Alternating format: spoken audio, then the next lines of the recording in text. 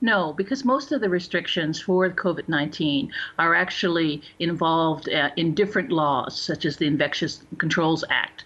But we will see some of the ordinances no longer having validity. But right now, what's being contested is whether or not these ordinances are actually still functional or not. How much opposition to the move has there been?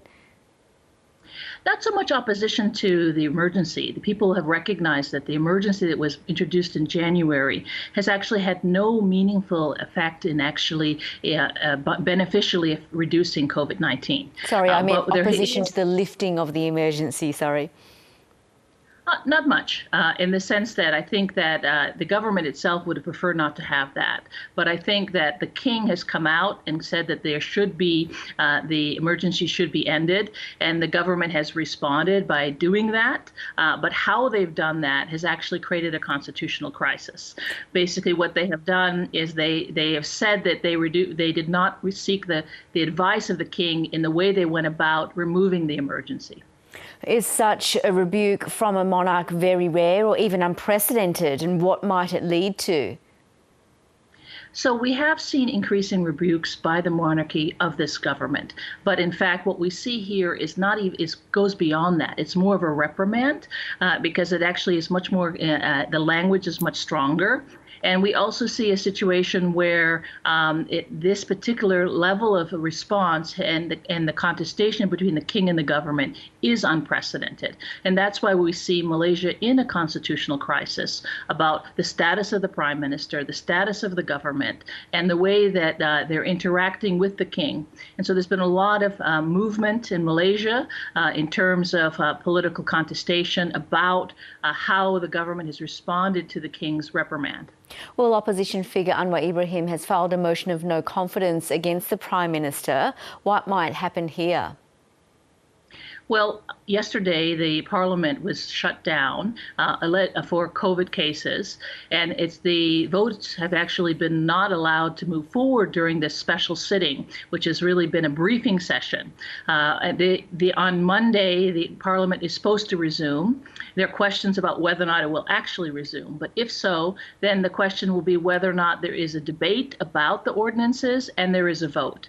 And so far, the speaker has prevented a vote from happening. And of course, that has prevented the government to show that whether or not it has the majority or not. Most people believe that it is a minority government at this particular juncture.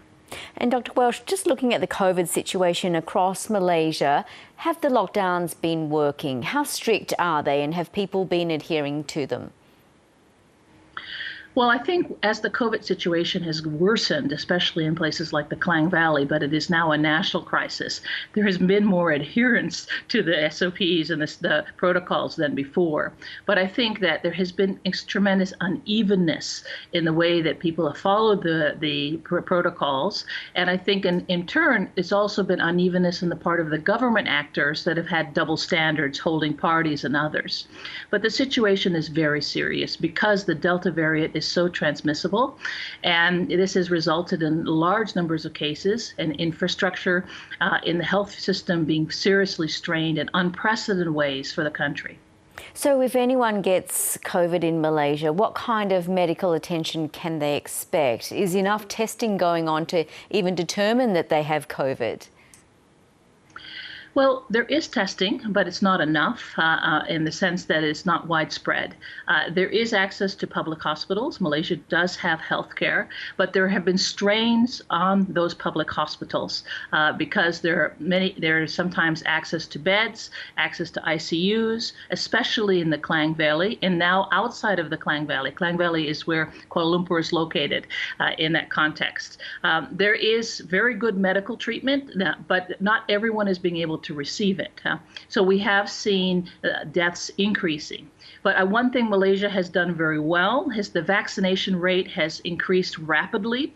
We have almost 500,000 vaccines being done every day, which is one of the most impressive in the world. But the fact is that it is still far from out of the woods. And we see rising numbers of deaths, especially as the Delta variant moves outside of the capital to the more rural and semi-rural areas where there are less health infrastructure. So just finally, what is the government's vaccine target And how long do they expect until they can reach that? The target is 80% of the population. They have hoping that they can reach this by the end of the year. There have been some challenges because many people they're foreign workers and undocumented population. There's been resistance among some parts of the government to vaccinating these residents, which are critical because of their numbers for the country as a whole. But there has been significant progress. Malaysia has not reached a point, however, where there is a plateau where there might be vaccine access or vaccine hesitancy issues, which, of course, right now the issues are largely about equity of vaccine within the country and supply. Malaysia needs more supply, and some of it is slower to come in for some parts of the country, especially those parts of the country that are starting to be hard hit, such as that of Johor or in Sabah in Borneo. Similar story across the region, it seems. Dr. Bridget Welsh, thank you so much for talking to us. Thanks, Yvonne. Have a nice evening.